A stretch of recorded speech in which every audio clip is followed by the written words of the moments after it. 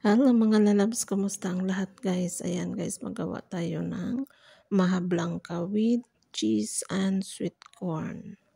Ayan guys, naglagay ako ng 1 can na coconut milk kasi wala akong fresh milk kaya can ang ginamit ko. Tapos 500 ml na fresh milk ang ginamit ko guys at saka 1 can na evaporated milk.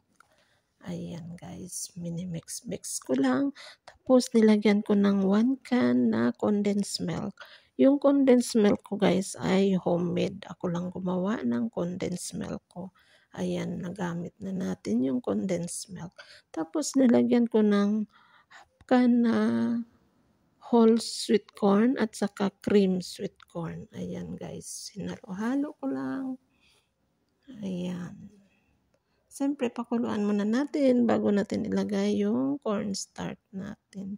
Yung tamis niya guys, tama lang guys. Ayan, hinaluan ko na rin ng cheese. Ayan guys, depende rin sa inyo kung lagyan nyo ng cheese.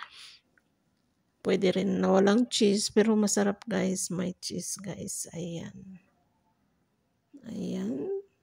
Pakuluan muna natin. Luto-luto muna natin ang ating milk at saka corn bago natin ilagay ang ating cornstarch.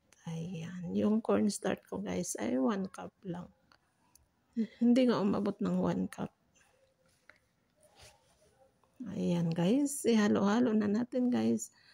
Hinay-hinay muna natin kasi yung isang kamay ko guys ay nakahawak ng camera kasi hindi nagamit ng stand. Ayan. Ihalo-halo lang natin. Ihalo-halo hanggang ma-mix yung cornstarch natin. Ayan guys. Siyempre, tuloy-tuloy ang halo natin guys hanggang maluto siya guys. At ayan na guys, medyo sticky-sticky siya konti guys. Ayan, pero masarap siya guys. Ayan. Ang sarap ng ating, ayan, nilagyan ko na sa lalagyan. Tapos lagyan natin ng corn at saka cheese sa taas guys. Ayan, super sarap guys.